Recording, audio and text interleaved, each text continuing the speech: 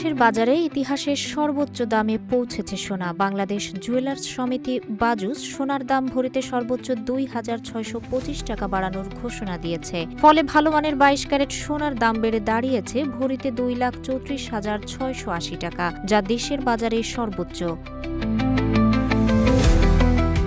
Cube হোল্ডিংসের গল্পে সেই রেখাটি আঁকা হয়েছিল আজ থেকে ১ যুগ আগে।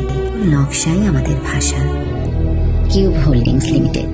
১৪ জানুয়ারি বাজুস এক বিজ্ঞপ্তিতে জানায়, নতুন দাম ১৫ জানুয়ারি থেকে কার্যকর হবে। বৈশ্বিক বাজারে তেজাবি সোনার দাম বৃদ্ধির প্রভাবে স্থানীয় বাজারে এই দাম সমন্বয় করা হয়েছে।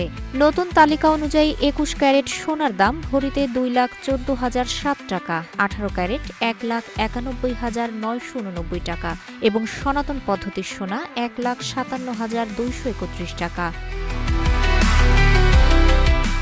এদিকে সোনার দাম বাড়লেও রূপার দামে কোনো পরিবর্তন হয়নি। ২২ ক্যারেট রূপার দাম ভরিতে ৫,৯৪৯ টাকা নির্ধারণ করা হয়েছে। তাহেরা আক্তার, রূপালী বাংলাদেশ।